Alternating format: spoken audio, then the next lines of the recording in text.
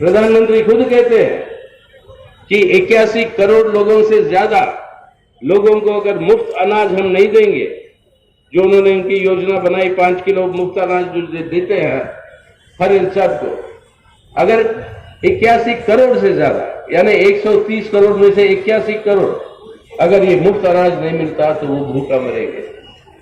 इसका मतलब क्या है? देश के अंदर भूखमरी की हालत कितनी है, और ये उनका खुद का कहना है।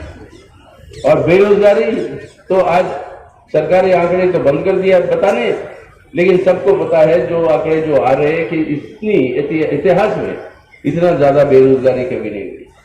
यानी गरीबी, बेरोजगारी, भूखमरी हमारे देश के अंदर ये बढ़ते जा रही है, और साथ ही साथ ये महंगाई और ये आर्थिक विरोधाभास।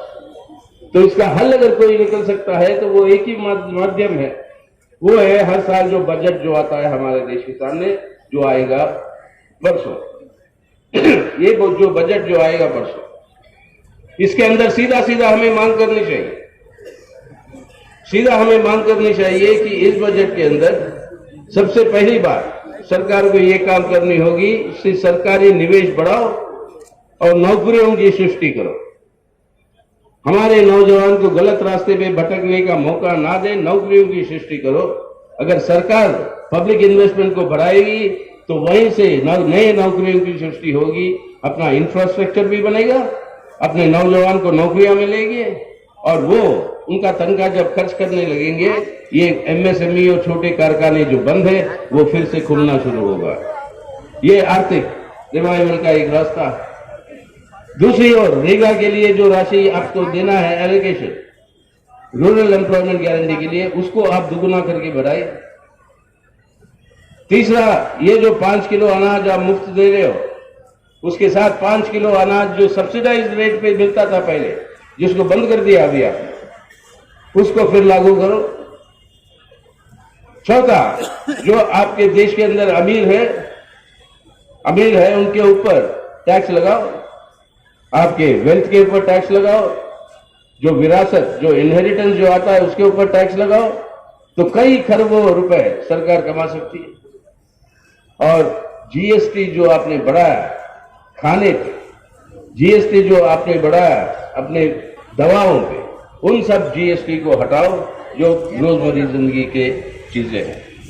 तो इसलिए आज महात्मा गांधी जी को याद जब करते हैं तो मोदी साहब को ये सबक सिखाने की जरूरत है।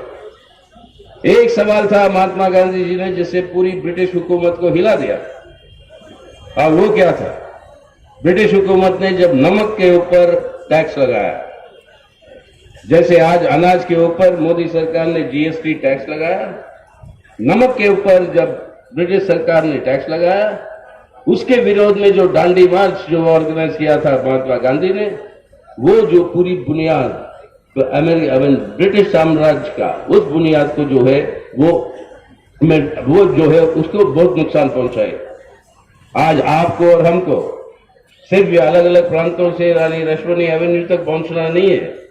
आज देश के अंदर ये जरूरी पड़े तो उसी तरीके से डांडी मार्च जैसे आज जो है एक जनसमूह को निकलना पड़ेगा मोदी सरकार के खिलाफ, कि जनता के विरोध में इस तरीके के टैक्स जो लगा रहे, उसके विरोध में जो है देश के अंदर एक जन आवाम की ये जो संघर्ष और आंदोलन जो है ये बढ़ती जाएगी। और ये काम अगर आज के दिन कोई कर सकता है, कोई कर सकता है आज के दिन, पूरे विपक्षी पार्टियों को अगर नजर लगा के आप देख लो, तो वो एक ही ताकत है जो इस तरीके की जन आंदोलन को उभार सकता है, और वो है ये लाल झंडा जो यहाँ पे खड़ी है। उससे अलावा और कोई ताकत नहीं है आज हमारे देश के लोगों को लामबंद करके सड़कों पे ले आए। ऐसे सवालों के ऊपर आएंगे सड़कों